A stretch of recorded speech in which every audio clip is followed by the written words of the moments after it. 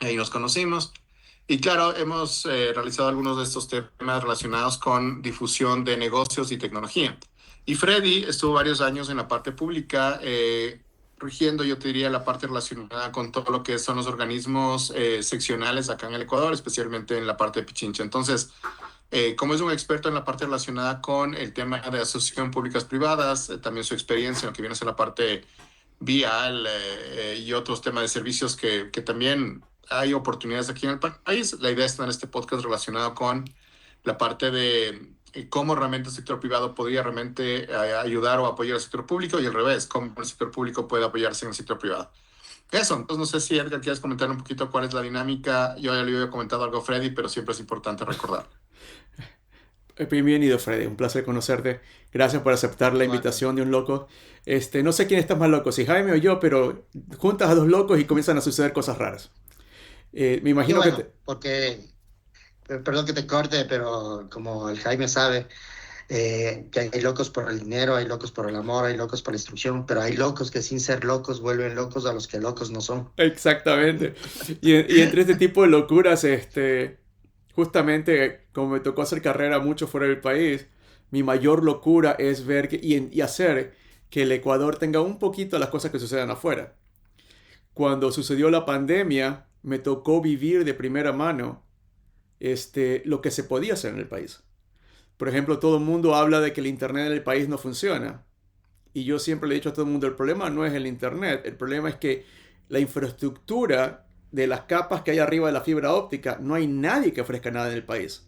CNT no puede, Telconet no entiende y nadie ese tipo de cosas. Y por ejemplo, yo comencé a hacer transmisiones en vivo, en directo, desde canales y Aló, fútbol, desde el país para afuera. Sí, tranquilo. aló. Sí, ¿qué pasa? ¿Qué pasa? ¿Qué pasa? ¿Qué pasa? Ya, Tranquilo. disculpe la interrupción. Y dame un segundito, solo un segundito, les estoy escuchando atentamente. Mientras viene Freddy, entonces me parece interesante el concepto. Quizás se podría hacer con algo más, menos abstracto. Ujú. Ya te cuento. Ya, sí, ahora sí, cuéntamelo todo. Entonces, para que te Listo. hagas una idea, en el 2012, que supuestamente el Internet no funcionaba, igual que ahora, como todo el mundo dice, yo podía subir y bajar señales en tiempo real. Tan real que podía transmitir fútbol en high definition. High definition para mí siempre fue que puedas ver la pelota por internet. Lo cual aún hoy por hoy es complicado. Yo lo hacía desde el 2012. Y la gente, yo trataba de explicarle al mundo, no es que la fibra esté mala, no es que esté la distancia, sino que falta agregar software o capacidad de data centers encima de lo que hubiera en el país. Entonces yo montaba mucho mis servidores en Miami y de ahí podía hacer todas estas cosas locas. Ocurrió la pandemia y Jaime y yo pudimos montar la universidad 100% virtual en una semana. Mientras todo el mundo sigue echando cabeza cómo hacerlo, nosotros estábamos dando clases, reclutando y cosas por el estilo. Bueno, o sea, pero yo creo, no sé si coinciden conmigo, la pandemia aceleró un montón de cosas, ¿no? Demostró que se podían hacer 500.000 cosas que ya había. Y lo más importante, demostró que entendiendo ciertas cosas que suceden fuera, se aplican muy rápido sin tener que invertir demasiado. O sea, montar infraestructura, tú vienes del sector como justamente público. Querer montar infraestructura física es un proceso. Querer montar infraestructura digital sin saber lo que estás haciendo es un proceso. Te pongo un ejemplo. Tú quieres ver televisión por cable y aún te sale el pixelado. Sin embargo, cuando quieres ver Netflix, no se te cuelga la máquina, nunca. O cuando quieres ver YouTube. Sí. La pregunta es, ¿por qué Netflix puede? ¿Por qué YouTube puede? ¿Y por qué otra cosa de Internet que hay en el país no se puede? Y es lo que te decía. Entonces, eso queríamos hablar contigo el día de hoy. Porque obviamente tú eres el experto de Perfecto. infraestructura física, la has manejado, lo llevas. Y obviamente la idea es comenzar a combinar qué se puede hacer del sector público, qué se puede hacer del sector digital. Te pongo otro ejemplo. Yo soy de los que cree que algún rato el país debería tener robots en las fábricas. Pero obviamente los robots sin una buena conectividad hacia un data center que puede ser doméstico o internacional es complicado. Y eso ayudaría a que cualquier cosa de productividad que tengamos la multipliquemos por 2 o por 3. Y lo gracioso es que teniendo Miami tan cerca y con toda la fibra que hay, hacer este tipo de cosas que yo hacía antes a este nivel es mucho más sencillo, pero Jaime y yo son, por eso decía, el par de locos. No sé quién es Don Quijote, no sé quién es Sancho Panza, a lo mejor es el uno y el otro, nos tomamos turnos, pero así más o menos a veces me siento y por eso tenemos el podcast. Entonces, el podcast sale los sábados, 8 de la noche. Este debería salir como en 2 semanas. El canal se llama NT de Negocios y Tecnología 593 por Ecuador. Y el nicho justamente es transformación de negocios o transformación de infraestructura, pero justamente para que el Ecuador se convierta un poco como Miami, como yo le digo. Si se puede, sin tener que romper el bolsillo. Hacemos campañas antes, durante y después del podcast. Nos va bastante bien en el sentido que, por ejemplo, cada vez que Jaime y yo tenemos servicios que lanzamos, en una semana la red sabe que existimos para ese tema puntual. Entonces, por ejemplo, si tienes que atachar a lo que estás haciendo tú independientemente como nombre, te vas a dar cuenta que tu nombre va a comenzar a dar vueltas por toda la red. Entonces se puede, y entonces la idea es que miércoles, jueves y viernes antes del podcast hacemos estos promocionales. Hoy día vamos a grabar unos cuantos. Y después domingo, lunes y martes hacemos los mejores momentos de lo que se conversó. Entonces, toda una semana del tema que estamos hablando. Lo otro es un conversatorio. No es interrogatorio. Entonces, puedes preguntar, puedes conversar. Toma ventaja que vivo un poco más acá en Miami. Justamente voy y vengo. Y esa es la idea, conversar y compartir un poco de ideas. ¿Alguna pregunta? No, perfecto. Más bien agradeciéndoles a ustedes por el espacio. Un poquito, bueno, ayer un poco conversamos con Jaime de cuál sería la línea. Eh, bueno, como me dices que esto va a estar en 2 semanas, podemos hablar como en presente, o sea, cosas actualmente que están sucediendo, no creo que debería. Y refiriéndome que cuando sale el programa, tú sabes, en nuestro país, un día cambia todo. O sea, y creo que eso, justo como conversábamos con Jaime ayer, creo que esa es una de las grandes limitantes para no volvernos atractivos a la inversión extranjera. Entonces, porque cambiamos muy rápido, las cosas son muy rápidas, son giran bastante. Entonces, eso hace que, claro, tú dices, yo apuesto por algo que sea un poco más estable, un poco más, que yo sepa que no va a cambiarme tanto y que y por último, esos cambios no me van a afectar. Entonces, por eso mismo te decía, o sea, si podríamos, o sea, vamos a conversar en tiempo, claro, como es de ahora, pero bueno, pero como va a salir en 2 semanas, tal vez muchas cosas queden desfasadas, ¿no? Entonces, eso es y si yo me podía referir en la conversación, si es que, o sea, hablando como que en presente, o sea, en presente ahorita. Sí, no hay problema. Ya. Ningún problema, exacto. Insisto, lo otro que está... ¿Por qué el podcast? Insisto, sorry Jaime. Don Quijote y Sancho Panza, queremos armar nuestro pequeño Game of Thrones. ¿Viste? Por cierto, ¿sí viste el último episodio de Duncan, el caballero de los 7 reinos? Me parece perfecto, yo soy fanático. No, sigo Godfrey. ¿Viste el último episodio, Freddy? ¿Cierto que justamente Sí, quiere tener a los 7 caballeros que lo defiendan? Sí. Más o menos lo mismo estamos haciendo Jaime y yo. Estamos tratando de que seamos más locos cada día hablando de cómo mejorar el país.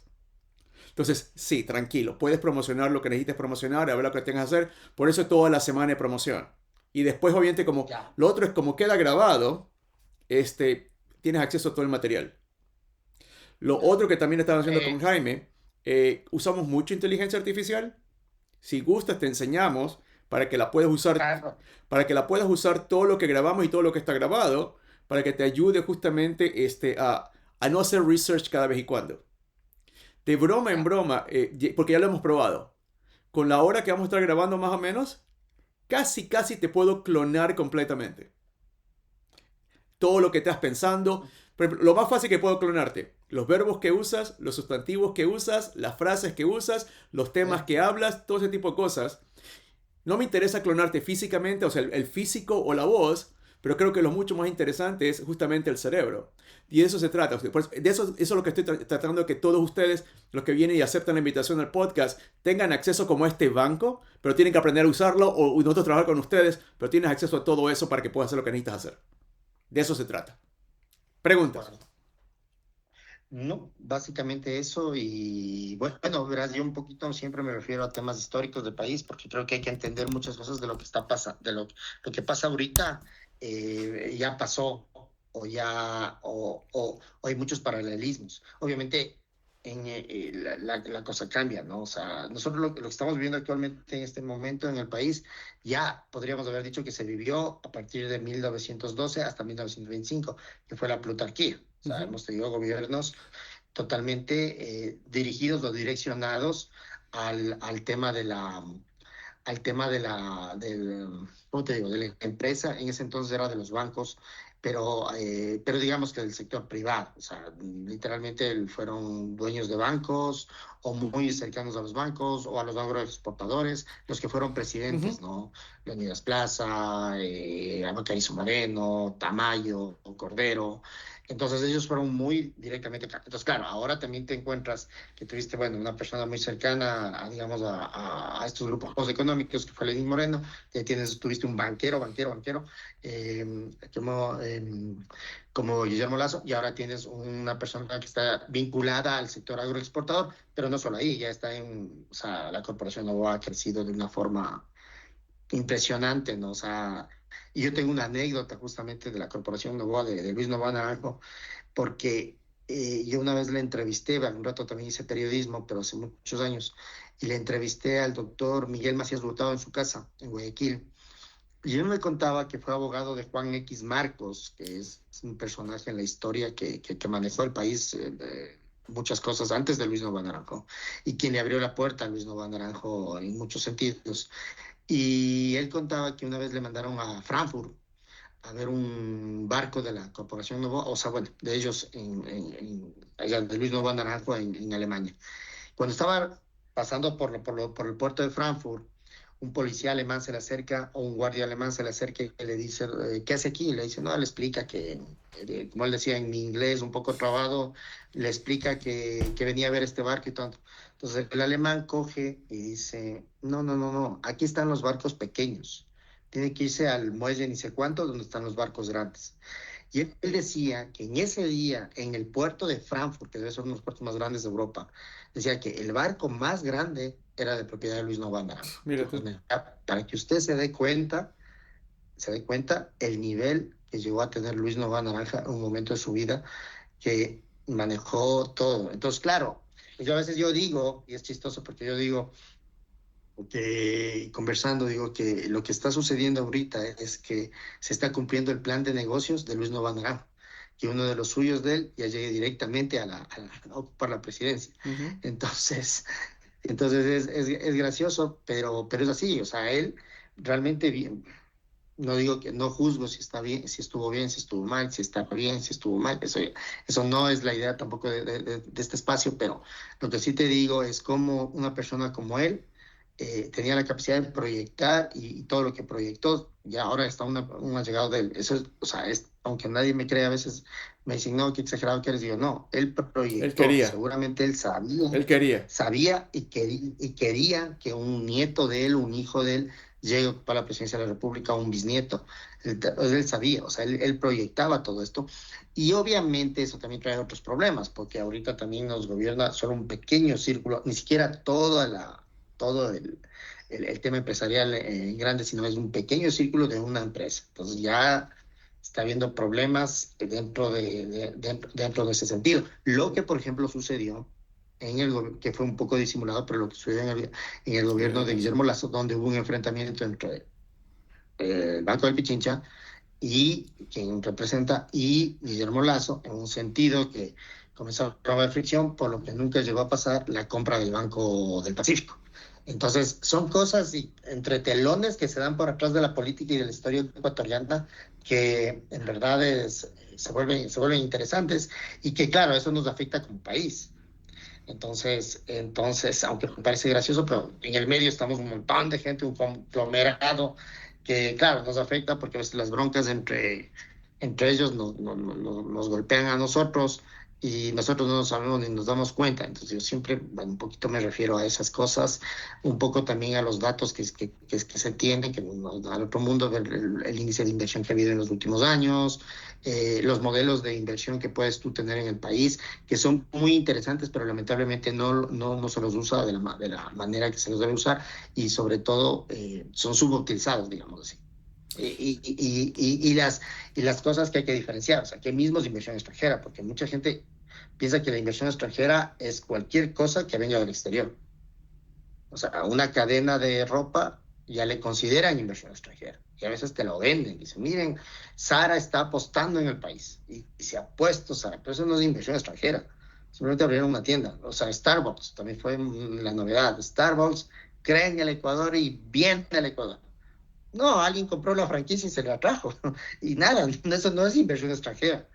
Inversión extranjera es que venga alguien y le diga, verán, señores ecuatorianos, nosotros queremos necesitamos hacer un puerto, la refinería, por ejemplo, que tanto se discute, ya, yo vengo, voy a aportar mis millones, he hecho el TIR, he hecho el BAN, y me voy a quedar administrando la refinería 25 años.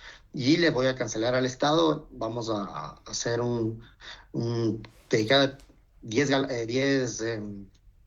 barriles de petróleo que se procesen, 3 van a ser del país y dices, ya, eso es un ejemplo de inversión extranjera porque ellos vienen, apuestan, invierten, construyen, administran y obviamente en un tiempo prolongado se va. Entonces, por ejemplo, yo le contaba ayer al Jaime, el único directo donde hubo inversión extranjera directa, y ahí es un ejemplo clarísimo, porque sin eso no hubiese sido posible y lamentablemente yo creo también que llegó muy tarde al país, el país hubiera sido otra cosa 20 años antes, fue el ferrocarril. O sea, el ferrocarril es el ejemplo cuando vinieron y apostaron. Eloy Alfaro les vendió la idea a este grupo de inversionistas que eran constructores y vendieron y vinieron y fundaron la Guayaquil and Quito Rail Company. Entonces, ese es un ejemplo. Pues si no hubiera habido esa inversión extranjera, si no hubiera habido esa participación del privado, no hubiésemos tenido el ferrocarril. No, era imposible realmente que hubiésemos tenido el ferrocarril porque la inversión para esa época era demasiado alta para el país. Un país que, acuérdate, era agroexportador. En ese entonces exportaba el cacao, el cacao, sí, el cacao era el principal producto y de ahí había productos marginales como la tagua, la cascarilla, los sombreros de paja toquilla, con lo cual amasó una fortuna muy interesante Eloy Alfaro en Panamá. Y de hecho, por las importaciones que hace Eloy Alfaro en Panamá, cuando justo construyeron el canal de Panamá, es lo que es del Panama Hat. Entonces, es todo como se va vinculando, ¿no? Nada es aislado, todo se va conectando. Entonces, ese es el ejemplo más claro. De ahí hemos tenido un segundo ejemplo, por ejemplo, cuando viene una transnacional para abrir, para comenzar a cultivar los primeros plantaciones de banano, y después, eso, por ejemplo, es interesante, porque vino esta transnacional, no pegó tanto, y más bien hubieron otros grupos de empresarios, entre ellos Luis Nova Naranjo, que desplazaron a esa empresa de acá, ¿no? Pero bueno, hay otros de acá. De ahí otro tema de inversión extranjera también muy interesante, es cuando empieza la exploración petrolera. Ahí vino la Shell, vino la Texaco, de hecho el puente del Chico, que empezaba la exploración petrolera al oriente. Entonces, pero de ahí en más no tienes inversión extranjera, o sea, no, como se le quiere entender a la inversión extranjera, no, en el país no es así, como te digo, o sea, por ejemplo, vende una empresa constructora, no es inversión extranjera, es un contratista. Pero ahora te pongo mi versión de inversión y mi versión, obviamente, de infraestructura digital, ¿verdad? Empecemos con lo que todo el mundo Bueno, conoce. pregunta, vamos a comenzar a grabar ya para... Ya está grabándose, pero no es el podcast ok. todavía, Entonces, solamente es el contexto. Pero no, de hecho no, tienes razón, empecémoslo formalmente, pero te voy a poner un solo ejemplo, ¿cierto? Dale. El día que Starlink funcione de verdad, Starlink promete, incluso ya sucede acá en los Estados Unidos, que no necesitas telecomunicaciones locales.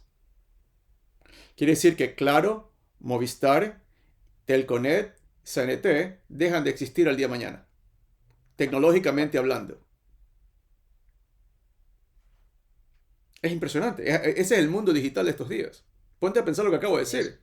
Porque incluso acá ellos prometen que no necesitas, o sea, no necesitas ni siquiera el internet. Ellos te lo dan directo y te conectas y te dan todo el servicio telefónico. Se acabó. Eso es inversión en el país indirecta, pero todo el dinero se va. Te pongo otro ejemplo de No va cosas a que ya quedar pueden... nada. ¿Cómo? No va a quedar nada. Exacto. La tecnología llega, los usuarios, algunos locos como yo lo haremos, todo se va. Yo no pongo servidores en el país, todos mis servidores están acá en Miami. Y desde acá, absolutamente todo lo manejo lo que tengo en Ecuador. Y no hay ni un solo servidor mío en Ecuador, porque no hay ciertas cosas que los locales me pueden ofrecer. Te pongo otro ejemplo, FinTech.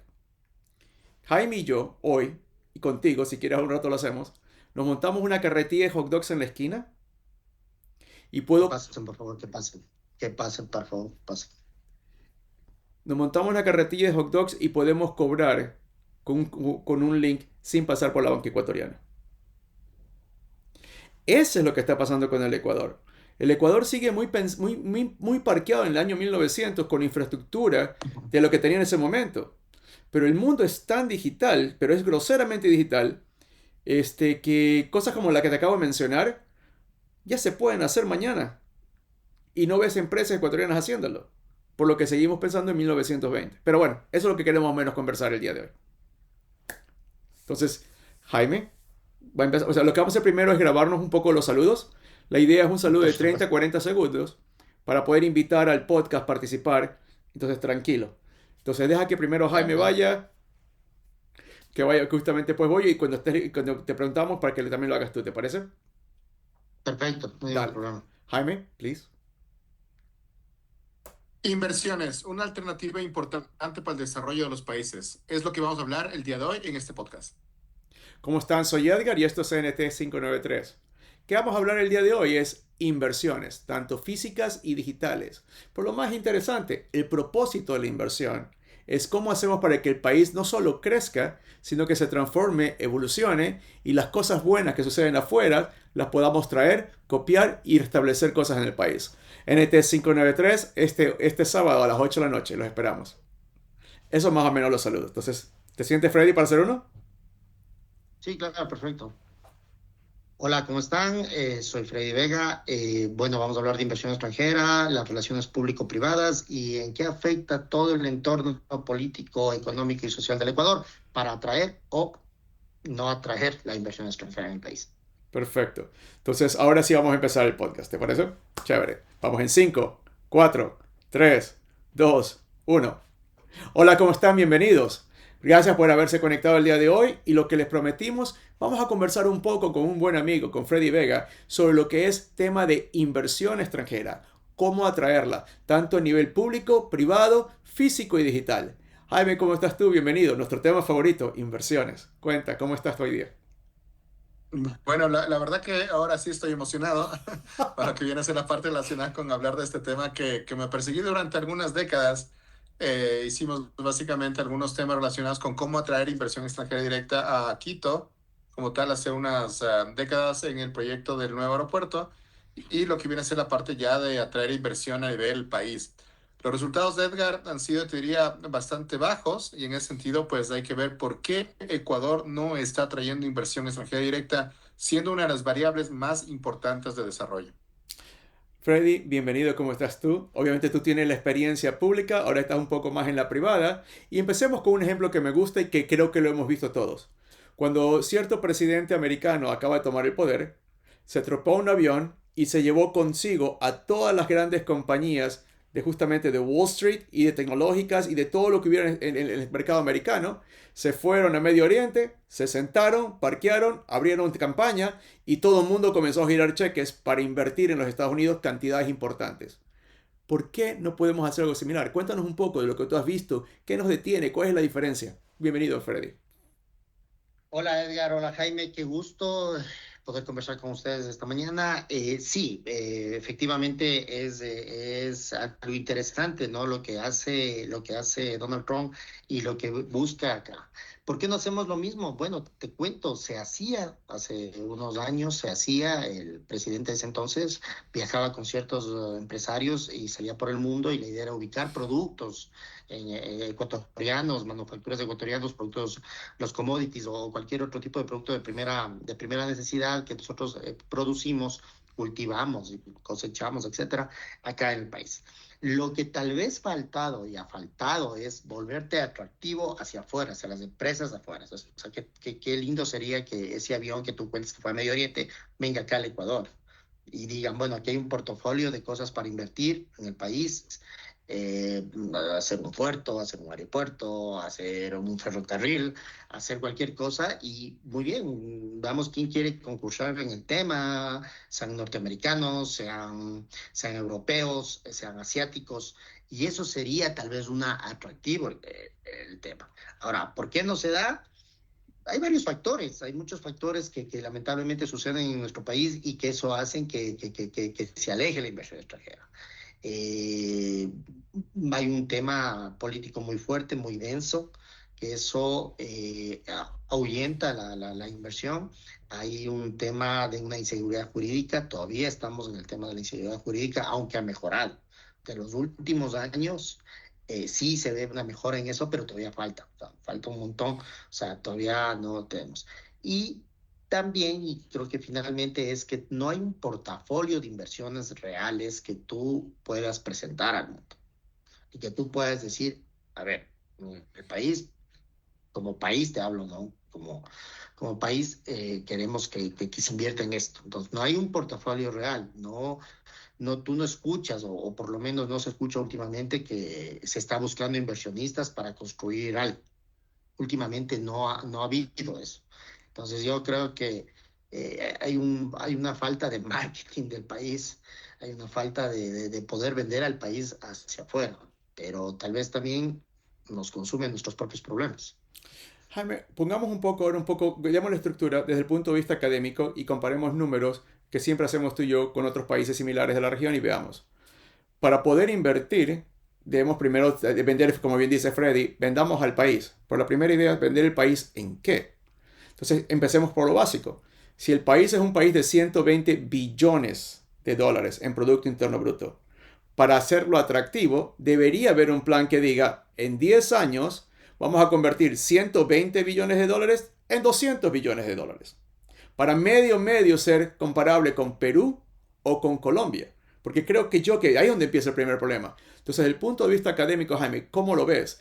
¿Qué tanto es la economía de Colombia? ¿Qué tanto es la economía del Perú en términos de PIB? Y si tienes números, o si no, Freddy a lo mejor los tiene, ¿cuántos ellos reciben de inversión? Porque creo yo que por ahí viene el problema. Bueno, la verdad que es un tema histórico, ¿no? O sea, no es que en los últimos 5 o 10 años Ecuador no ha recibido inversión extranjera directa. Esto realmente sucede desde que somos país como tal. Si tú ves un poco la región, qué es lo que está pasando, claro, ahí hay algunas estrellas importantes que hay que tomar en cuenta, como México, como Brasil, como Argentina, y después de esto tienes Chile y Colombia, que realmente son los mayores receptores junto con Perú de inversión extranjera directa. Lo que usualmente ha pasado es que la recepción de inversión extranjera directa en la región ha sido para la parte relacionada con explotación de materias primas, ¿no? Si tú, por ejemplo, ves las grandes inversiones peruanas, no son en industria, no son en retail, son realmente relacionadas con las grandes inversiones mineras. Igual que lo que pasa también en Colombia, no solamente en la parte de petrolera, sino también en la parte minera que ha explotado desde hace un par de décadas atrás. El único país que realmente ha podido captar de forma interesante, distinta, los temas de inversión extranjera directa fue Costa Rica. Y yo te diría que es una coyuntura bien interesante, donde realmente ahí fue un famoso término que se llama Fixing Country Image, que es básicamente tener una imagen país suficientemente robusta para atraer justamente el tema internacional. El tema de Costa Rica es un caso bien interesante. Hay una organización que se llama CINDE y que básicamente se dedica a la atracción de inversión extranjera en ese país. Y cuando hablo de Costa Rica, hablo porque hubo una inversión relacionada con alta tecnología. Imagínate, Edgar, que si tú ves los productores de componentes electrónicos a nivel mundial, está Taiwán, está Vietnam, está Japón, está Corea, pero está Costa Rica. Y claro, alrededor justamente de esas empresas que se llaman anclas, ¿no? Se han puesto realmente temas de proveedores relacionados con cables, con circuitos, etcétera. Es un tema bastante interesante, pero fue un tema muy coyuntural, ¿no? O sea, Costa Rica se puso en la onda de invitar justamente a esta empresa gigante a nivel global, se puso a competir contra Brasil, contra el este de Europa, contra el Asia y realmente ganó la pelea. Y claro, Costa Rica hizo un tema de mejorar su imagen país en lo que viene a ser la parte relacionada con ir adelante con flexibilidad, cambiar leyes, el mismo presidente, hablemos a cargo de este tema, etcétera. En el caso ecuatoriano, yo diría que uno de los grandes retos antes o en paralelo de atraer inversión extranjera directa es mejorar la casa. No podemos realmente tener un tema de vengan a invertir si es que realmente tenemos unas variables súper específicas que los inversionistas deberán tomar en cuenta. Uno de ellas viene a ser la parte del entorno de negocios general medido con el indicador del Banco Mundial, que es el Doing Business. Este indicador ya no se le califica como tal desde el año 2018, pero sigue habiendo la metodología que algunos países la siguen utilizando. Otro tema es la parte del Network Readiness Index, que es el indicador de digitalización del país, donde Ecuador no ha movido su ranking los últimos 20 años. Y uno adicional que me encantaría también comentar a la audiencia es el que salió el día de ayer, cuando hubo el lanzamiento de la TAM GPT, que te dice qué tan rápido estás yendo en la incorporación de inteligencia artificial. Y claro, Ecuador sigue siendo marginal, tan marginal cercano a Haití. Y eso básicamente es un tema complicado porque, claro, Ecuador tiene sus problemas, pero en teoría tiene una economía mucho más robusta. Y finalmente, otras variables importantes como cultura, globalización, el tema de criminalidad, violencia y la parte de infraestructura. Entonces ahí se me hace pensar de inversión extranjera directa, quizá requiere tener la preparación de la fiesta para invitar a las personas que vengan a celebrar, hablemos de esta explosión que es el desarrollo económico. Pero comencemos a comparar, porque si bien es cierto lo que dices es correcto, obviamente yo vivo mucho tiempo afuera también y hoy vengo del país. Colombia, nuestros vecinos, no es que están mucho mejor que nosotros tampoco. Han hecho ciertos trabajos, sí. Tienen cierta presencia de marca, por supuesto que sí. Pero en cuanto a las cosas básicas, por ejemplo, el tema de seguridad o el tema legal, no es que son infinitamente superiores al Ecuador. Entonces, comencemos a definir primero qué es inversión. Hablemoslo de montos. Para poder considerar el tema de inversión extranjera, de hecho, en el país, ¿cuánto tú crees, Freddy, que queríamos estar hablando? ¿Millones? ¿Decenas de millones? ¿Centenas de millones? ¿O tal vez ya con B de bote, billones? O sea, lo ideal sería llegar a los billones, pero, o sea, ahora tenemos, como bien decía Jaime, una baja en lo que es la inversión extranjera, el país no es atractivo. ¿Cuál es la diferencia entre nuestros vecinos? A ver, primero hay que entender cómo está ubicado el Ecuador. El Ecuador es un país literal tapón entre Colombia y Perú. ¿Ya? Entonces, nosotros somos un país que lo voy a decir de una manera que espero que no se mal entienda, es nosotros somos un país que le colocaron entre los dos países, esos dos países, esas dos potencias en 1830, en algo estuvieron de acuerdo, es poner un país en el medio para que ellos no tengan un enfrentamiento directo, eventualmente. Entonces somos un país tapón, un caso, bueno, no tan como el de Uruguay, que fue entre Argentina y Brasil, pero sí digamos que entre estas dos. Hay que recordar que los dos países tienen una mayor población que nosotros, eso te genera un mejor mercado para poder vender. Nosotros somos un país pequeño. Otro asunto, por ejemplo, la estabilidad política. Puede ser que tengas un montón de problemas en Colombia. Tenías hasta ahí un montón de problemas en Colombia, la violencia desmedida en los años 80,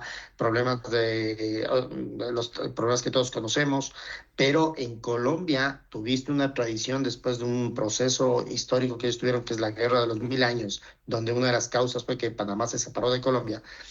Tuviste un alineamiento de las dos fuerzas políticas más importantes de ese entonces, que eran los conservadores y los liberales, y ellos alternaban en el poder.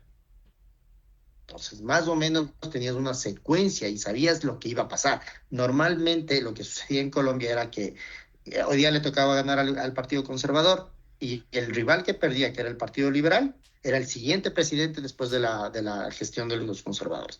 E iban alternando. Un poco con Uribe se rompe eso porque obviamente ya los partidos conservadores y liberales van mutando, vieron otras alianzas y todo, y un poco se rompe porque él cambia la constitución y hay reelección. Entonces él un poco, ahí se rompe este acuerdo de casi todo el siglo XX. En el caso peruano, también afectado por la violencia, también afectado con problemas, no a la escala de Colombia, pero sí con los problemas muy similares que tenía Colombia. Tuvo un proceso en los años 70, al igual que casi todos los países de Sudamérica, un proceso de un gobiernos fuertes de dictaduras. Y hubo un dictador de apellido Velasco que una de las cosas que hizo en el Perú fue tratar de llamar a extranjeros y a que vengan a invertir en el Ecuador, o sea, en el Perú, perdón. Entonces eso ya empezó esa tradición. Luego vino la época democrática, llegan, hacen unos cambios estructurales en la ley donde se mantienen ciertas cosas y a pesar de la convulsionada vida política peruana, cualquier inversionista extranjero sabe que la cosa no va a cambiar porque reformar las normas en Perú son mucho más complicadas que reformar las normas en el Ecuador. Si te pones a pensar, nosotros unas semanas discutíamos si es que se iba a cambiar o no la Constitución. Y nosotros los ecuatorianos nos hemos acostumbrado hasta ya una cosa que tenemos en nuestro ADN como país es que cada cierto tiempo la Constitución la decretamos obsoleta y buscamos reformarla. El gobierno que viene dice, no, me queda muy pequeña la Constitución, esta Constitución no es moderna, ya la vida cambia, hay que reformar la Constitución. Lo que no nos damos cuenta es que ese tipo de cosas, al que quiere apostar por un país, no le gusta, no le llama la atención venir a un país donde dicen, están cambiando la Constitución. ¿Qué irán a poner en esa Constitución? Y yo estoy invirtiendo $1.000 millones, estoy apostando $1.000 millones porque claro, la inversión es una apuesta. Alguna vez alguien me dio un consejo, me dice, tú inviertes y apuestas lo que estés dispuesto a perder. Entonces, tú inviertes $1.000 millones y ese país donde tú fuiste y entregaste $1.000 millones está cambiándote la normativa. La cabeza de la normativa de la pirámide de Kelsen, que es la Constitución, te está cambiando. Entonces, yo no sé si cualquiera de nosotros tres tuviese $1.000 millones para invertir, dices, o me voy a Colombia, que bien o mal, sé que puede ser un gobierno socialista, puede ser un gobierno liberal, puede ser un gobierno centro-izquierda, pero la cosa va a seguir ahí, no pasa nada. O voy a Perú, donde sí, es un desastre, se cambian cada 15 días presidente, pero sé que las reglas del juego no me cambian, no me alteran. No voy a tener los cambios. Entonces, tú decides en pocas. Sigamos viéndolo, porque efectivamente al inversionista extranjero profesional, creo que tenemos un camino que recorrer. Pero Jaime, tú y yo hablamos mucho y coincidimos mucho en ciertas cosas en tema económico como tal. Y por ejemplo, algo que hemos visto que crece muy rápido y parece que va a seguir creciendo a pesar del problema de economía global, son las remesas.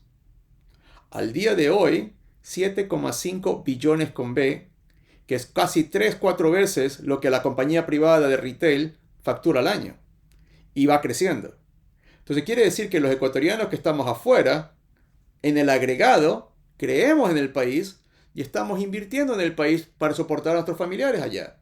Entonces, si eso sigue creciendo y pareciera que obviamente es un número, si nadie entiende que es 7,5 son 7.500 miles de millones de dólares, 7,5 9 ceros. Entonces, ¿qué más se puede hacer? ¿Cómo hacer para seguir creciendo eso? ¿O cómo hacer para que esos flujos de dinero sean para mediano y largo plazo, Jaime, desde el punto de vista académico? Sí, de hecho yo creo que ese es uno de los grandes rubros que podemos apostar porque es una realidad que la inversión extranjera directa no va a venir en función de las necesidades del Ecuador, sobre todo en estos próximos años. O sea, no quiero decir que de repente tengamos suerte y que alguien diga, mira, me encanta tu país frente al mar, voy con los $1.000 millones y mis amigos. Pero en términos reales, es lo que dice Freddy, es totalmente real. O sea, las señales que tú das de incertidumbre son demasiadas y en corto plazo, ¿no? Imagínate, quisimos cambiar una constitución, gastamos $60 millones en este tema, no se dio el tema de la constitución.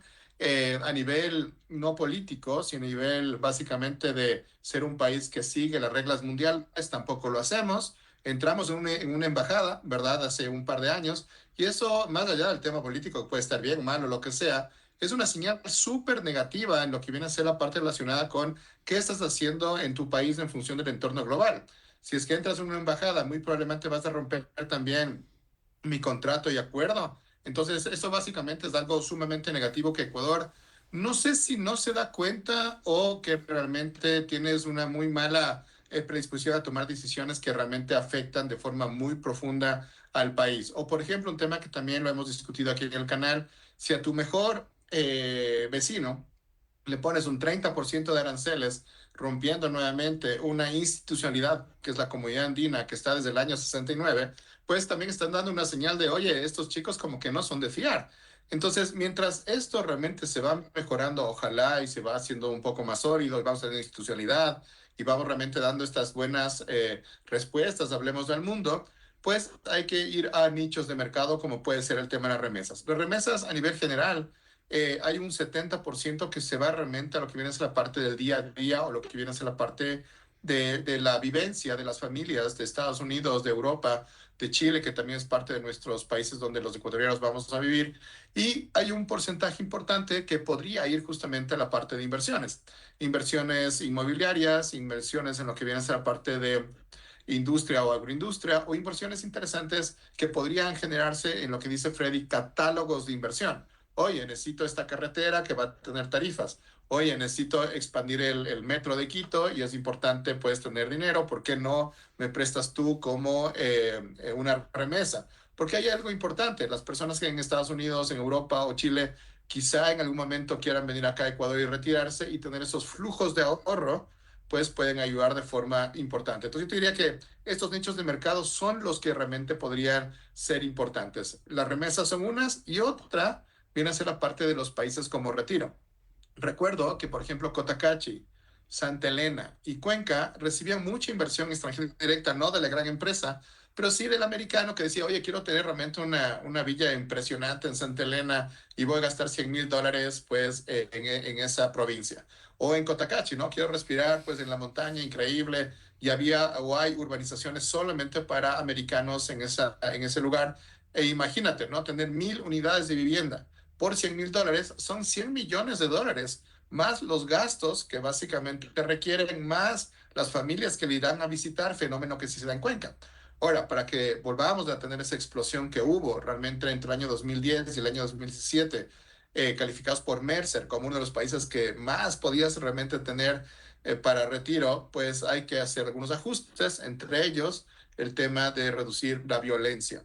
El tema de reducir la violencia es algo que quizá no nos estamos dando cuenta, que primero son señales durísimas hacia afuera, y número dos, muy doloroso, es que a diferencia que Colombia, que vivió con esta violencia durante 60 años, a diferencia de Perú, que vivió también un tema de violencia extrema en los años 70, 80, no tenemos realmente las capacidades económicas para seguir con ese tema durante varias décadas. Y en ese sentido te diría que hay temas muy puntuales que realmente hay que ir pues tomando en cuenta. Ejemplo, si no podemos mejorar todo el país a nivel de seguridad, pues quizá tener focos seguros por provincias donde quizá el control aún es posible. Otra forma de inversión que se aplica mucho internamente dentro de los Estados Unidos es justamente lo que menciona Jaime, retiros. El gobierno federal propone y fomenta que haya varios tipos de retiros auspiciados a nivel persona, a nivel gobierno y a nivel empresa. E incluso, por ejemplo, el famoso 401k, que es apoyado por el gobierno justamente con el tax rebate al final en cada abril, pero también las empresas, porque tienen beneficio extra, hacen lo que se llama el matching. Por cada dólar que una persona, un empleado, guarda en el 401k, ellos hacen un match hasta del 10% al año de lo que justamente ellos colocan. Automáticamente ganaste 10% más los retornos de capital. O sea, quiere decir que encima de lo que la costumbre, pones dinero, ahorras, ganas de inmediato y ahorras en el tiempo. ¿Qué podríamos hacer? Obviamente involucra cierto tipo de cambio de leyes impositivas, pero son cosas que a lo mejor deberíamos conversarlas porque no se habla. Viene el dinero de afuera, pónganse a pensarlo. El europeo, el ecuatoriano europeo o el americano decide invertir lo que fuere, pero tampoco invierte en la misma medida en retiro posible en un país como el Ecuador. ¿Qué podríamos hacer? Las remesas están, parece que siguen creciendo. ¿Cómo hacer? ¿Qué habría que pasar? Tú estabas en la parte pública. ¿Qué tan fácil es socializar una idea como estas? Un proyecto que venga justamente con dinero extranjero de ecuatorianos para una obra local, por ejemplo, en un sector público. Mira, lo que topaste en el tema en el tema justamente de lo que acabas de decir, de las remesas, de los migrantes y también del tema de utilizar los fondos de ahorros. A ver, hay dos experiencias que serían interesantes conversarles brevemente. A ver, la primera experiencia, la migración italiana empieza en 1875 de forma paulatina, se expande en 1906, termina de la forma que nosotros la entendemos como migración, más o menos en 1960. El último destino de muchos migrantes italianos fue Venezuela. Por eso tienes bastantes apellidos italianos en Venezuela y en Italia ahorita tienes literalmente tienes poblaciones pequeñitas llenas de venezolanos que son descendientes de esos italianos que emigraron en los 60. Entonces fue una migración muy joven, a diferencia de la que sucedió en Argentina y Estados Unidos. Eso le permitió a Italia invertir las remesas que tenían y que venían en grandes cantidades, porque hay que acordarse que Estados Unidos, bueno, siempre ha sido los años 20 y siempre a inicios del siglo XX, era ya una potencia consolidada a nivel mundial económica, era una potencia económica, más no militar, eso vendría después. En el caso de Argentina, por dar dos ejemplos, y el sur de Brasil también, eran potencias económicas emergentes, lo que podríamos llamarles ahora, donde se movía mucho capital. Eso permitió a Italia tener y hacer inversiones con ese dinero que llegaba. Hay que recordar, bueno, vino un gobierno fascista en Italia, pero una de las cosas era de, ven, invierte en tu país. Cuando tú regreses, porque la idea era que regresen el migrante, como todo migrante, que regrese y ese dinero se multiplique. El plan iba bien, obviamente hasta que llegó la Segunda Guerra Mundial, ¿no? Entonces ya la gente no quería regresar, no quería ir al servicio militar, ir a Europa en esos años era muy posiblemente luego estar en un conflicto bélico. Entonces la gente por eso no estaba, pero sin embargo seguía mandando dinero. Tengo un caso familiar muy interesante de eso, de un bisabuelo mío, que él mandó mucho dinero a su pueblito y dentro de ese pueblito se construyó una parte de una iglesia, por darles un ejemplo. Y así todos, te vas a ese pueblito y encuentras un montón. Y era porque se apostaba, pero había una política de Estado para eso. En el caso de los fondos privados, los fondos de ahorros, lamentablemente, lamentablemente en el Ecuador hay una mala experiencia, hubo una mala experiencia y que todavía se está resolviéndose en cortes, inclusive creo que afuera, que eran los fondos de reserva de la Policía Nacional, del SPOL. Hicieron unas malas inversiones, casi quiebra el SPOL, el Estado que tuvo que poner dinero, etcétera, etcétera, etcétera, etcétera. Ahora, como concepto tal, de tratar de utilizar esos fondos de ahorros, esos fondos de inversión, como fondos de inversiones y poder invertirles en obra pública o en temas que te generen retorno, sería muy importante, en vista de que no existen transnacionales afuera que estén muy interesadas, pero tratar de mover ese dinero con cierto sentido sería muy interesante. Por ejemplo, las remesas de los ecuatorianos, como tú señalabas, tienen una cifra que es impresionante. O sea, eso quiere decir que el ecuatoriano que está afuera sigue apostando de alguna forma al país y sigue pensando que sus familiares están acá. Pero les recuerdo, eso va a ir descendiendo. O sea, el ecuatoriano que sale, tú estás afuera, te darás cuenta, de a poco va a ir descendiendo cuando empieces a hacer más vida en Estados Unidos. En el caso de Estados Unidos me refiero, en el caso de Europa me refiero, y las remesas van cortándose. Cuando tu familia esté también ya más cerca, ya no tienes por qué estar mandando dinero. Entonces, ¿qué se tendría que hacer? ¿Qué reformas tendría que hacerse? Es apostar para que el dinero se invierta de alguna manera, que se le vuelva atractivo al ecuatoriano para poder invertir. Usamos ese mismo ejemplo y usémonos a mí como ejemplo. Mi certificado de depósito a plazo fijo acá en los Estados Unidos a duras penas ronda el 3% de retorno anual. En Ecuador ronda el 7%. Quiere decir que cualquier cosa que yo pueda ahorrar, obviamente es mucho más rentable para mí en el mismo dólar en Ecuador. Quiere decir que por eso algunas razones que lo hago. Y obviamente no dependo de ningún tipo de ley para seguir enviando dinero al Ecuador con ese sentido. La segunda cosa que, por ejemplo, es muy interesante. Una segunda propiedad en los Estados Unidos, empresas pueden empezarte de 400.000 para arriba. Con 400.000 en Ecuador, todos sabemos lo que uno se puede adquirir en ciertos lugares. Entonces, pareciera que la base, las razones del por qué hacerlo en Ecuador, ya existen naturalmente sin que el gobierno, sin que los políticos, sin que nadie intervenga. La propia economía facilita que enviar dinero, ponerlo a lo que estamos hablando, a lo que estamos afuera, ya te genera mayores activos y mayor patrimonio. Entonces, démosle una siguiente vuelta. En el Ecuador, normalmente un negocio que si quiere invertir, ¿cuál es una tasa de retorno normal que una empresa te ofrece a nivel general hoy día de hoy, Jaime? Hay un tema súper importante que es lo que tú comentas, que es la beta sectorial, ¿no? O sea, la beta sectorial es la rentabilidad promedio de un sector en específico, ¿no? Y las betas sectoriales más grandes aquí en el país están realmente en dos rubros que todos los conocemos. El uno es el tema financiero bancario.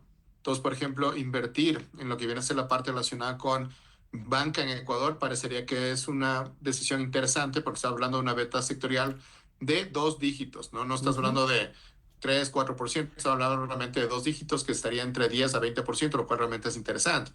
Y el otro sector que realmente está creciendo, pero el tema es que es bastante volátil, es la parte relacionada con la agroindustria. ¿Y por qué digo que es bastante volátil? Porque, por ejemplo, el tema del cacao, si es que hubiera habido lo que se llaman los futuros de producción agrícola, que es yo vendo producciones que se hacen en mango, por cierto, aquí en Ecuador, o en flores, que se venden realmente los futuros de esa producción.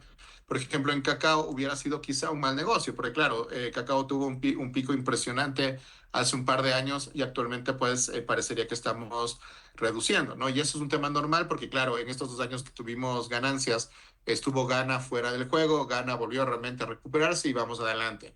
Lo que es interesante son los futuros, por ejemplo, en rentabilidades de flores, 18% de rentabilidad general, lo cual realmente es interesante. En los futuros de flores es distinto a un producto como el cacao o un producto perecible como puede ser una fruta, porque los productos realmente ya tienen colocación a futuro de forma estacional.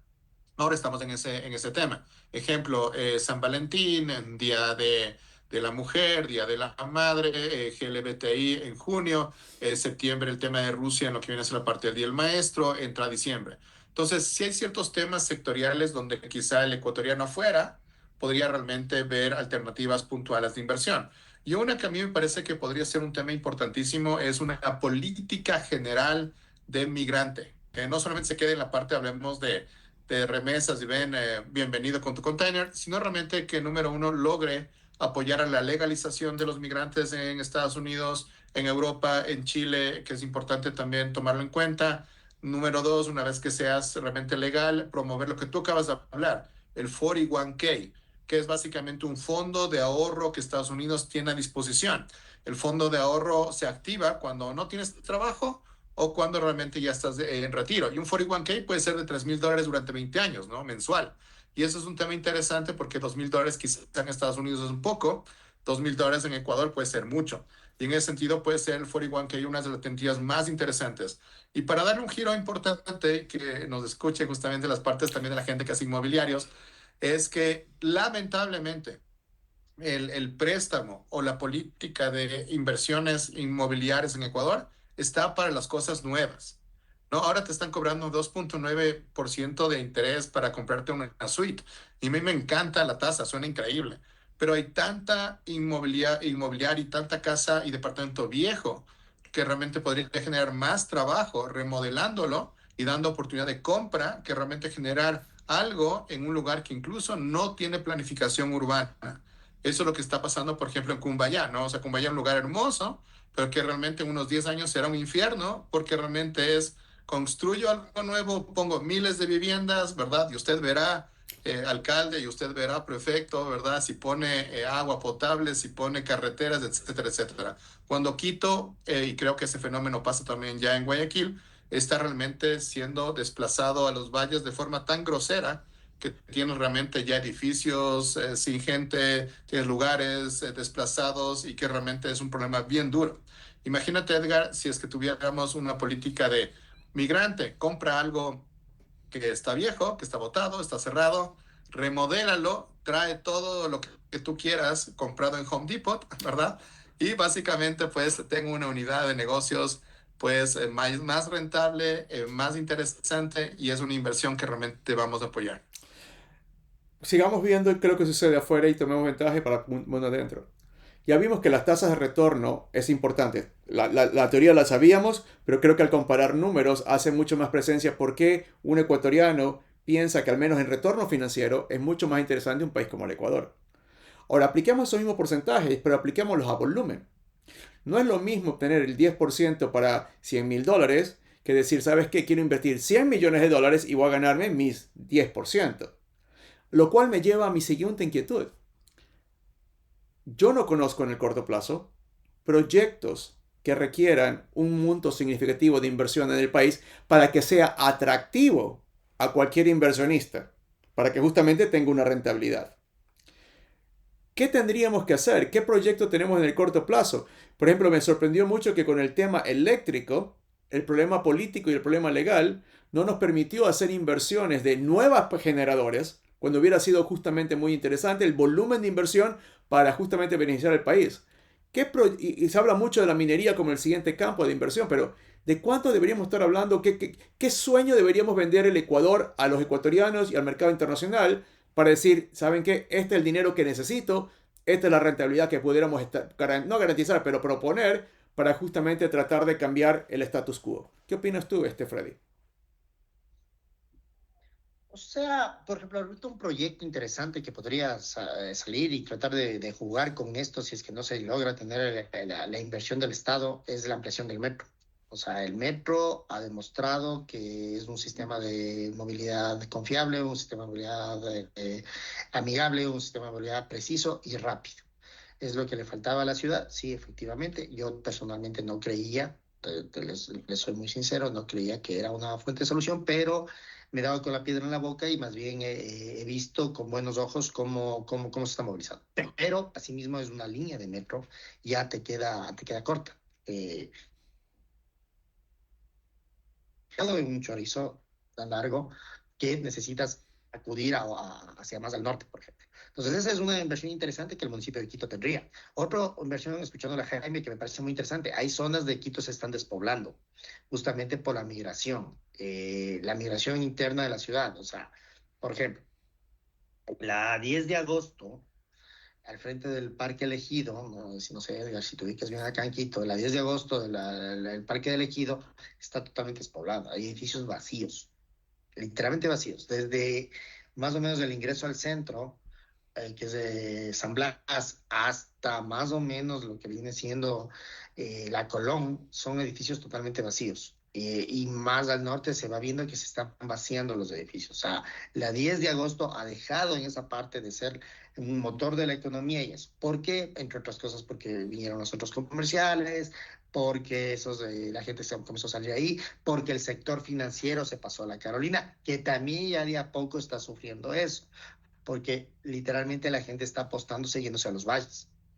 O sea, colegios enteros están yéndose a Pueblo, pero ni siquiera al Valle de los Chillos, sino al Valle, por ejemplo, Puembo está creciendo, le va a pasar lo que le pasa a Cumbayá, Tumbaco está creciendo, le va a pasar lo que le pasa a Cumbayá y Cumbayá ya nos dijo Jaime lo que está pasando.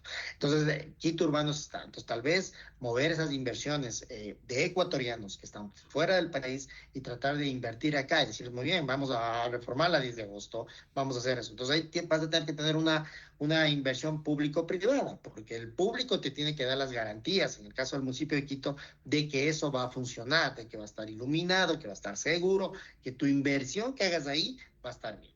Y el privado, obviamente, invirtiendo, ¿no? Los constructores, remodelando edificios, reemplazando equipamientos, instalando nuevos equipamientos, y eso le podría ser atractivo para una forma de invertir y que la ciudad crezca.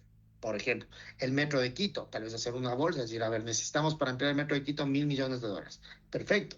Vamos a ver cuánto podemos sacar, qué migrante se apuesta. Ahora, hay un caso muy particular a propósito de inversiones de este tipo que estamos comentando ahorita, que es las inversiones que se hicieron para la construcción del canal de Suez y las inversiones que se hicieron para la inversión del canal de Panamá. En el canal de Suez fue un éxito rotundo. Mucha gente hizo mucho dinero. Y te hablo de gente francesa, pero francesa panadera, francesa agricultora, francesa con pequeños propietarios, esa gente. Pero asimismo perdieron mucho en el canal de Panamá, ¿no? Quebraron y se perdieron sus ahorros, perdieron un montón porque apostaron que podían hacerlo, no me acuerdo el nombre del promotor de la construcción, y perdieron, y perdieron el dinero, pero el ejercicio como tal es bueno, porque la gente común, digamos así de esta manera, no los grandes inversionistas, no la grande banca, hacen inversionan y apuestan, compran acciones, etcétera, etcétera, etcétera, etcétera, y compran la posibilidad de invertir en una obra que te va a generar un retorno, que tiene que ser, como bien nos indicaba Jaime, tiene que ser muy atractiva, sobre el 18% para que te vuelvas atractiva. O sea, es decir, si yo le meto en un banco, voy a ganarme del 10 al 15, pero si es que yo le meto en este negocio que va a tener un tiempo de espera, yo voy a tener un retorno, no va a ser tan largo, pero va a tener un retorno sobre el 18, 20%, te vuelve atractivo hacer esto. Entonces, si es una forma de inversión, me parece. Ahora, ¿hay que modificar las leyes? Sí, pero no le veo tan grave. Más grave le veo que si es que tú quieres reformar leyes para el sector eléctrico o para el sector minero, ahí vas a tener una gran oposición. El país, y eso ya te digo Ujú. güey, el país, por eso yo me río a veces que insisten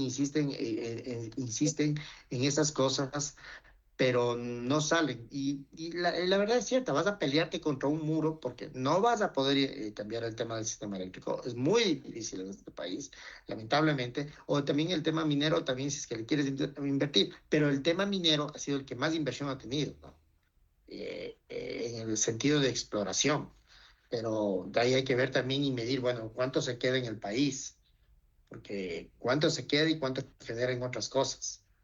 Entonces, eso es lo interesante de ver, claro, porque tú tienes que ver si la inversión es una inversión estable, que te quedes acá, que se abre algo nuevo, que se quedan los recursos acá, bueno, la mayor parte de los recursos acá, o simplemente son una inversión golondrina que vienes apuesta y te fuiste. Y mientras más rápido te salgas, con una de la rentabilidad más alta que tengas, es lo mejor. Jaime, otra vez, academia, creo que estamos viendo justamente que la rentabilidad es importante, el entorno jurídico y seguridad es muy importante, la imagen es importante y hablamos un poco el tema de montos para que sea muy atractivo el tema de inversiones. Pero algo que yo no he visto en el país es que justamente a nivel privado o a nivel académico se hagan estudios de dónde hay que invertir y qué montos para desarrollar un área específica. Vamos a lo básico. Digamos que queremos justamente mejorar el tema de la agroexportación, que es que obviamente sabemos que tenemos buenos productos, buenas calidades, están sumamente apetecidos. ¿Cómo? O sea, ¿qué estudio hay o qué hace falta para que haya un estudio que diga si estamos exportando aproximadamente en productos de agropecuarios alrededor, creo que es alrededor de casi los 15 billones, ¿qué tenemos que hacer para que esta industria mejore y se convierta en 20-25? ¿Cómo lo ves? ¿Por qué la academia no es más hablable o por qué las empresas no lo están haciendo? Bueno, yo te diría que hay tres caminos que me parece súper interesante que hay que mencionarlo. El primero viene a ser los famosos temas de Greenfield, ¿no? La parte relacionada con inversiones nuevas que no existen. Un ejemplo de Greenfield es, por ejemplo, fue el nuevo aeropuerto de Quito, donde básicamente tenías algo que estaba con una necesidad de un lugar, hablemos que no existía nada, ¿no? Entonces, claro, es un tema de una inversión nueva, Greenfield. Un tema adicional es la parte de los Brownfield, ¿verdad? Que en cambio es algo que existe que realmente le puedo dar una alternativa de ampliación. Por ejemplo, sería increíble buscar una concesión de inversiones, por ejemplo, en estos 44 kilómetros que conectan Guayabamba con el Cajas, logrando justamente tener 4 carriles en lo que viene, o 8 carriles más bien, en lo que viene a ser la parte de una panamericana que llegaría realmente hasta Colombia, lo cual en movilizaciones sería impresionante. Solamente son 44 kilómetros que quizá por el flujo de autos, pues podría ser bastante interesante y bastante atractivo. Y la tercer tema que yo no lo he visto mucho es lo que tú mencionas, Edgar, el tema de la iniciativa financiera privada. Es decir, el gobierno no se ha dado cuenta, pero creo que acá un hospital, incluso una inversión social, podría ser una inversión que yo puedo manejar. ¿Eh? El gobierno no se ha dado cuenta, pero yo puedo poner aquí una planta solar increíble y que realmente puede dar pues suministro al barrio. Ni siquiera te estoy diciendo algo gigantesco. El tema de iniciativa financiera privada ciertamente requiere tener estudios. Y ahí hay algo interesantísimo que los gobiernos pueden hacer, que es la parte de liberalización del conocimiento abierto. Siempre hemos hablado de datos abiertos, ¿verdad? Por ejemplo, abrir los datos del SRI, abrir los datos de aduanas, abrir los datos de peajes, abrir los datos de lo que viene a ser la parte de electricidad, abrir los datos de consumo de agua, cosa que el sector privado con esos datos puede buscar algunos temas de oportunidad, los datos de transporte, los datos de personas que entran en el metro, las horas que podrían estar, lo que se llama la georreferenciación dinámica, que pones cámaras para ver justamente dónde hay flujo de personas y ahí voy a invertir los datos de calidad de aire. Por ejemplo, a mí me parece interesante que el lugar más costoso del país, perdón, de Quito, en construcciones, en departamentos, tiene la peor calidad de aire si es que tú te vas, por ejemplo, a datos abiertos que existen en la web.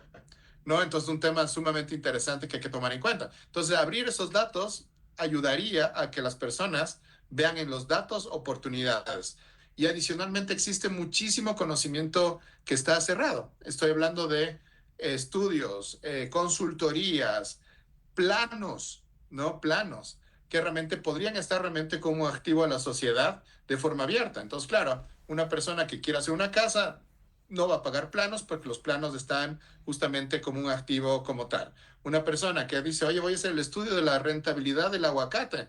Bueno, no lo vea en GPT solamente, sino, mire, ha habido un estudio pagado por el MAGAP, ¿verdad? Increíble, que está buenísimo. Ese tema de consultoría, de conocimiento abierto, que podría incluso involucrarse el famoso Keybooks, que es todo lo que ha pasado en el país los últimos 14 años, ¿verdad? En correos electrónicos, está a un clic de distancia. La parte es, ¿podemos hacerlo? ¿Hay voluntad por hacerlo? O quizá hay algunos recelos. Alguien me decía, hay un poco de temor porque algunas consultorías funcionan, otras no, se ha duplicado consultorías, va a haber el tema de que alguien ha hecho 3 veces lo mismo, ha costado muchísimo. Pero yo lo veo como, no importa si realmente se ha hecho 2 o 3 veces. El tema es que el conocimiento está en, hablemos de disposición de las personas. Imagínate, Edgar, tener el estudio de la genética del cacao en Ecuador, puesto por una persona en el notebook LM que tú y yo manejamos en una parroquia rural de Quinindé. Y básicamente algo que es ultra científico, que tiene miles de páginas, puesto en un video, que me ayudaría a aumentar la productividad del cacao. Esa posibilidad existe. No sé cuántos terabytes tenga Ecuador en conocimiento público, pero este conocimiento público debería estar al servicio de todos. Una gran Wikipedia ecuatoriana es posible con voluntad y con la política de conocimiento abierto. Y eso, claro, ayudaría a tener inversiones más precisas. Otra área que creo que es muy interesante y creo que es muy cultural y un problema que tenemos que superar es que creo yo que en Ecuador y Latinoamérica pensamos que somos el centro del universo. Pongo un ejemplo. Mi hijo mayor está próximo a hacer su posgrado y obviamente está trabajando, pero con el tema de las lecciones aprendidas de la pandemia, la posibilidad de hacerlo remoto es completamente abierta ahora. Entonces él tiene la posibilidad de hacerlo o en Europa o en los Estados Unidos, o incluso el corazoncito de él también le dice, ¿por qué no Ecuador? Y lo comenzamos a conversar. Y obviamente el tema de posgrado, justamente para elevar el nivel académico y tener estos estudios que bien menciona Jaime, a mí me sorprende que justamente el precio de mercado de un posgrado en el Ecuador sea mucho más alto que un equivalente europeo, lo cual no hace sentido. Sin embargo, cuando se compara el posgrado dentro de los Estados Unidos, obviamente todos sabemos el valor de lo que estamos hablando, con lo cual tal vez ir a Europa más la experiencia como que viene bien y viene justamente a renombre. ¿Por qué? O sea, ¿cómo hacemos, usando los datos, usando lo que dice Jaime, cómo hacemos para sincerar precios a nivel global los que tengamos en el país? ¿Qué opinas tú, Freddy? Porque creo que eso también ayudaría para bien justificar y decir, sí, somos lugar perfecto para invertir. ¿Cómo lo ves tú, Freddy? Bueno, dirigiéndome al ejemplo que nos acabas de poner, es por una simple, que se resume en una palabra: la educación se volvió aspiracional. En el país la educación se volvió aspiracional. Esto quiere decir que tú buscas primero una universidad, no que te dé una buena educación, sino una universidad que te dé estatus, que te dé contactos, digamos así, por así llamarlos, que no es tan cierto eso, pero buscas, y obviamente tiene que ser cara.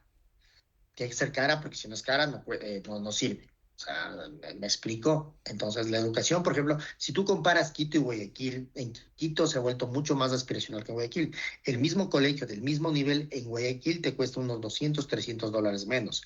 En Quito, 300, $400 más. La educación es lo mismo en la universidad. Entonces, ¿qué pasa? Por ejemplo, yo hace muchos años, no voy a dar el nombre, traté de hacer mi MBA. Yo ganaba en ese entonces, pero hace muchos, muchos años, cuando tenía unos 25 años, yo ganaba creo que $750, si no me acuerdo, en una empresa. Cuando fui a averiguar un posgrado que me llamó mucho la atención, mi formación base es abogado, entonces buscaba un posgrado donde sepa que yo soy abogado, que quiero aprender de empresas, que voy a ver números desde el colegio, no había visto, etcétera, etcétera, etcétera. Cuando fui a una institución que es muy reconocida acá, no, al contrario, me parece que es muy buena, pero fui. y de pronto era $25,000. Entonces costaba la maestría. Para una persona que gana $150 al mes, $25 era altísima, altísima, altísima, altísima, altísima, altísima, altísima. Por cosas de la vida, fui a retirar algo en la Universidad Central y vi que estaba el MBA ahí, en la Facultad de Administración. Fui, averigüé e ingresé a la Facultad de Administración. Y así como uno comienza a conversar todo, la mayor planta docente que me daban a mí las clases, daban en la universidad de $25,000. Y yo pagué, porque eso era, costaba el posgrado, yo pagué $6,000 entonces, hablo cuando yo tenía 25 años, estoy hablando de hace 23 años de esto, ¿no? Y me he averiguado, y el posgrado dentro de esa universidad sigue en $25,000. Entonces, el tema es que siempre se ha puesto en los niveles. Un poco se ha frenado, yo creo, porque ya tiene otra competencia nacional. Y ahora viene justamente a raíz de la pandemia, eso ha sido muy interesante, la posibilidad de estudiar en línea, que eso también ha facilitado y ha disminuido los costos. Sin embargo, sigue siendo la educación acá en el Ecuador muy, muy, muy aspiracional. Entonces, tiene que costarte más para que tú pienses que estás estudiando más o que tu título tiene un mayor peso o cosas por el estilo. Pero eso lamentablemente está también trayendo un atraso porque no todos van a poder acceder a la educación. Si tú tienes una población mejor formada, es mucho más fácil hacer cualquier tipo de cosas, es mucho más fácil hacer negocios, es mucho más fácil producir, es mucho más fácil cualquier cosa. Pero si tú tienes una profesión que el grupo más educado, digamos, está reducido, y ese grupo reducido sigue pensando de que tiene que costarte más y que si tú no estudiaste en tal X y universidad y el otro estudió en tal X otra universidad, no sirve. Entonces va a ser muy complejo el tema de desarrollo.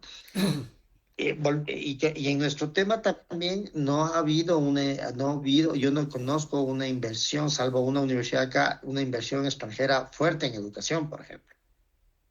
No conozco una inversión fuerte, una apuesta fuerte desde afuera a la educación ecuatoriana. No conozco si es que fuera. Lo que hay es acuerdos con universidades de afuera, eso sí, todos te venden ahora. La doble titulación, todos te venden ahora. Eso es como una condición sine qua non para seguir un posgrado actualmente en el Ecuador, porque obviamente la gente quiere respaldarse su título con algo afuera. Pero así una inversión fuerte que tú digas, vino la Universidad de Cambridge, vino Harvard, vino la UNAM de México, la UBA de Buenos Aires, por darte ejemplos que también son públicas, y construyeron un campus, están haciendo algún tema acá. No ha habido algo así, no ha habido. Lo que hay solo son acuerdos eh, interuniversidades nada más. Y la razón que le traigo a esto, justamente, más allá del... Hable por lo que tú mencionas, la calidad de los, justamente, de la calidad de educación a nivel de posgrados. Porque como parte de esos intercambios, las personas que toman becas para estudiar se van fuera del país y son los que primero regresan y son los que comienzan a capacitar. Con lo cual, al menos la calidad durante un periodo de tiempo está garantizada mientras mantengan ese ciclo. Entonces, y venir al país a hacer el posgrado inmediatamente dispara temas de justamente de bienes raíces, viene temas de turismo, temas justamente diferentes tipos del día a día que podrían beneficiarse como. Entonces, comencemos a cerrarlo y comencemos a verlo. Hemos hablado de tasas de retorno. Hemos hablado de que pareciera que hay nichos en los cuales el tema legal no debería involucrarse mucho ni la política ni las leyes. Hemos hablado de la importancia de tener cierto tipo de valores para que sea atractivo doméstico o internacionalmente. Hemos hablado también del tema de ecuatorianos afuera, que deberíamos buscar la forma de que como negocio, como inversión, el Ecuador sea mucho más atractivo para poder acceder a mayores valores que estamos hablando. Entonces la pregunta del cajón es la siguiente. Jaime, y vamos a hacerlo de dos formas. Jaime primero, si tuvieras que reunir 1 billón con B en el Ecuador, ¿qué área te gustaría invertir? O dame 3 áreas para poder invertir $1 billón en el país. Yo te diría que actuariales de servicios monopólicos en una ciudad.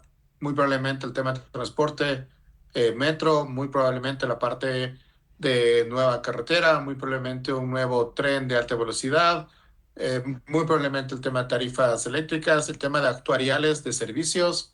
Es algo interesante que también los municipios y el país podrían también pensar. Estos temas de cuáles son los servicios futuros que realmente podemos comprar vía actuariales, ¿no? O sea, vía realmente la parte de futuros de algo. Yo creo que ahí hay una oportunidad bien interesante, ¿no? 1.000 millones, 2.000 millones.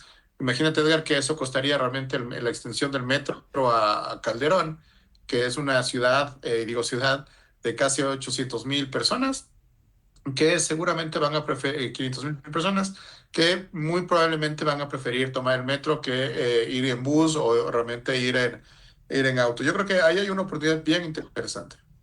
De tu lado, justamente tomando ventaja, Freddy, que tiene la experiencia de ambos lados, reunir $1 billón. ¿Cuáles serían las 3, 4 áreas que justamente irías a decir, este es el proyecto? Bueno, Jaime me ganó, transporte.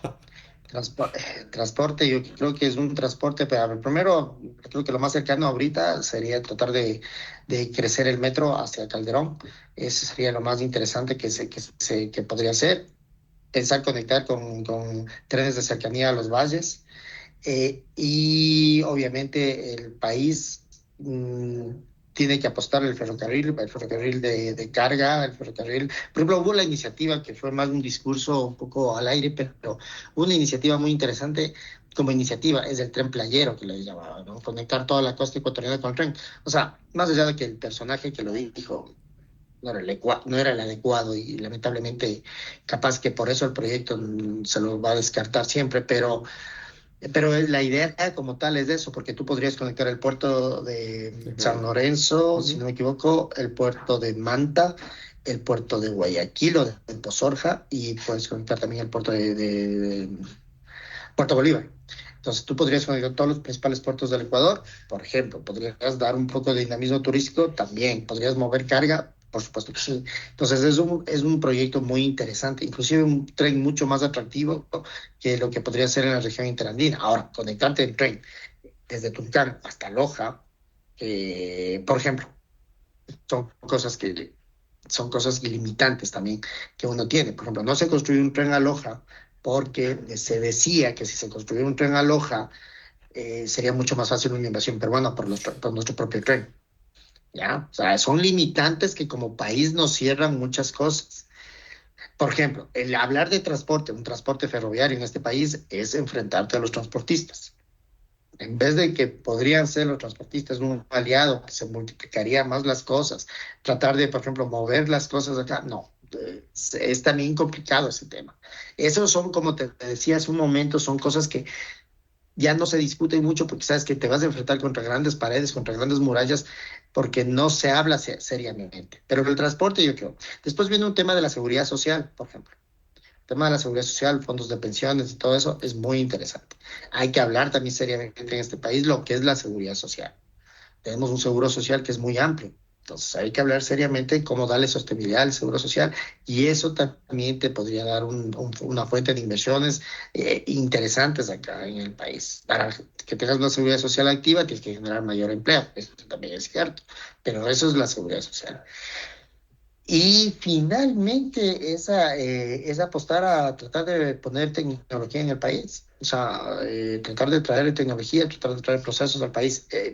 Otra cosa que está ahí y que se debería buscar inversión, pero no se lo hace, es la refinería del Pacífico, aunque parezca un cliché ya lamentablemente en el país, pero es una cosa que se tiene que estar. Hay una inversión de $1.700 millones. Es una inversión de 1.700 millones en el Ecuador. ¿Cómo puedes tener votado $1.700 millones en eso? O sea, no me explico. ¿Por qué no buscar inversionistas para que la completen, la concluyan? O sea, ¿por qué no lo hacen? O sea, eso yo no entiendo. Entonces, ese tipo de cosas, por ejemplo, ahí está. Y te prometo que la tasa de retorno sería muy, muy interesante que en refinería ahí. De mi lado, lo primero y siempre he creído en infraestructura, tanto física como digital. Creo que justamente, y te agradezco mucho Freddy por traer justamente el tema de un poco histórico para aprender un poco lo que sucedió y lo que pasa. Los Estados Unidos creció como creció porque todos los gobiernos decidieron como política de Estado montar infraestructura primero para conectar a todo el país. y fue el corazón justamente para la productividad, transporte, telecomunicaciones y absolutamente todo, deberíamos copiar algunas tipo de cosas y deberíamos ampliarlo. ¿Por qué el tema digital? Porque aunque parezca mentira, al estar conectados, en el lugar donde estamos geográficamente en el Ecuador, no hay una copia de los data centers que hay en los Estados Unidos de este lado del mundo. Podríamos tener algo justamente de conectividad, tenemos la fibra óptica y más que nada, por ejemplo, un ejemplo que hablábamos antes en la previa. Si ustedes usan Netflix y si usan justamente YouTube, nunca se les cuelga. Es porque justamente ellos, en muchos lugares, no necesariamente en el Ecuador, pero en Latinoamérica, ellos colocan servidores que no están en los Estados Unidos en Latinoamérica para que esto faciliten y cada vez sea más rápido. Nos hace falta ese tipo de cosas acá y lo podríamos ofrecer justamente estando en el medio, como me dicen, en el país botón que conecta todo, poder hacer lo mismo por la costa del Pacífico. Debemos tomar ventaja del dólar. Deberíamos ser el centro financiero de toda Latinoamérica, al menos de la costa del Pacífico. No debería ser Panamá, deberíamos ser nosotros. Pero debe ser una política de Estado, debería ser una política. Primero deberíamos abrir la banca, dejar a inversionistas extranjeros y luego justamente poder beneficiarnos de ser el centro financiero tipo Singapur. Y finalmente yo creo también soy de los que cree que la agroindustria es y será el futuro del país. Para bien o para mal, lo que se siembra, se cosecha. Creo que las personas que hoy por hoy están liderando las actividades del sector agropecuario exportador son referentes mundiales, son casos de estudio. Habría que ver buena forma justamente de que estas empresas comiencen a adquirir más propiedades en el país o fuera del país para aumentar la producción y así subir los números. Pero creo que hay que empezar a pensar en grande, porque eso es lo que un inversionista busca. Busca retorno, busca valores. Tema de seguridad, yo soy de los que cree que insiste, los otros países no es que son mejores que nosotros, tenemos nuestros problemas, hay que superarlos. Temas legales también tenemos los nuestros propios, los otros también los tienen, pero creo que justamente más depende de los ecuatorianos o latinoamericanos comenzar a unir esas visiones, comenzar a soñar un poco en grande y comenzar a ver justamente qué pasos hay que dar para que todos estemos un poco mejor. Jaime, te agradezco un montón. Freddy, millón gracias. Y a todos los que nos vieron, la idea es conversar, la idea es soñar un poco, la idea es comentar y hablar y discutirlo. Porque de eso se trata y justamente hay ecuatorianos fuera del país que están muy capacitados, hay ecuatorianos dentro del país que también son increíblemente profesionales y lo más importante que también viene, porque va a hacer mucha falta, es la cantidad de gente joven que tiene que entrar, incorporarse, que tiene que beneficiarse de estas inversiones, porque para todas las cosas que hablamos estamos hablando de inversiones que deben durar y rendir 20, 30, 40 años y que ellos tienen que heredar. Entonces, a todos, millón gracias. Esto fue NT 593 y lo esperamos para una próxima reunión. Cuídense todos. Un abrazo. Gracias a ustedes. ¿Qué te pareció? Se fue. Oh, se fue.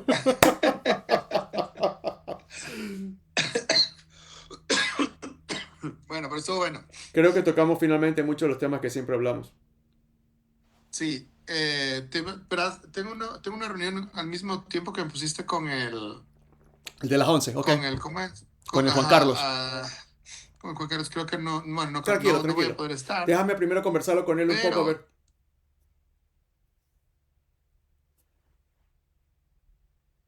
¿Te escuchó? No, yo te escucho y dale. Pero te quería mandar, verás, primero, el tema